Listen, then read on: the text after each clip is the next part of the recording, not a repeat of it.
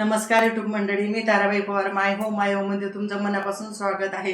तर आज काय बनवायचं आहे तर बघूया आपण. चला, दही बघून असं वाटलं बनवू आपण दह्याचं बेसन. छान होतं दह्याचं बेसन, ताकाचं पण होतंय. ठेचा घेतला वाटून मिरचीचा, त्याच्या मिश्रणामध्ये वाटलं तर मिरची काही बारीक होत नाही, म्हणून आधी मिरची वाटून घेतली, लसूण आणि मिरची. त्यात घातलं बेसन आणि दही.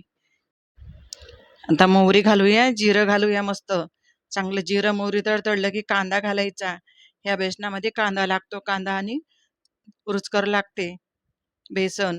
कढीपत्ता घातला मस्त छान आणि परतून घेऊया. हळद आणि मीठ हे घालून घ्यायचं आणि ते मिश्रण मिक्सरामध्ये बारीक करायचं. हिंग घालायचं चवीला. हिंगाने छान चव लागते आणि कलर पण खूप छान सुंदर येतो बेसनाचा. तर हे बेसनाचं मिश्रण, दह्या बेसनाचं मिश्रण घालू याच्यामध्ये. पटकन झटपट पण होतो स्वयंपाक आणि चवीला पण चांगलं लागतं. मस्त आपलं पिठलं आणि भाकरी. तर हे झालं आपलं पिठलं तयार. मस्त कोथिंबीर मस्त घातली त्याच्यामध्ये. खूप चव छान लागते या बेसनाची.